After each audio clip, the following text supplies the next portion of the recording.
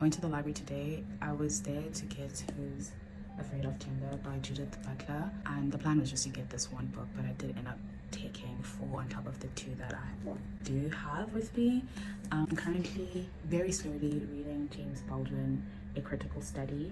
The plan was to read this alongside Another Country by James Baldwin, but I did end up finishing that, and I only read one essay here, which is from Allegory to Realism. And then I'm also reading Absalom. I actually read 2 Samuels in preparation for this because I'm kind of intimidated, or was kind of intimidated.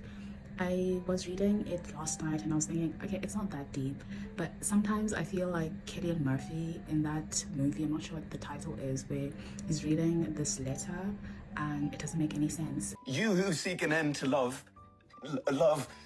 you who seek an end to love will yield to business. What the fuck is that? That is my experience so far, but we'll see how it goes. I took out Black and Female by Tsitsi Dangarema.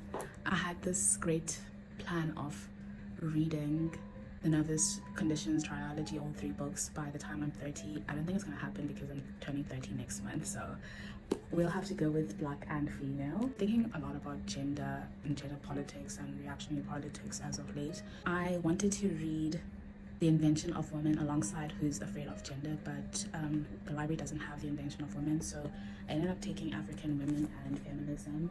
And then finally I took out A Girl Story by Annie Arno.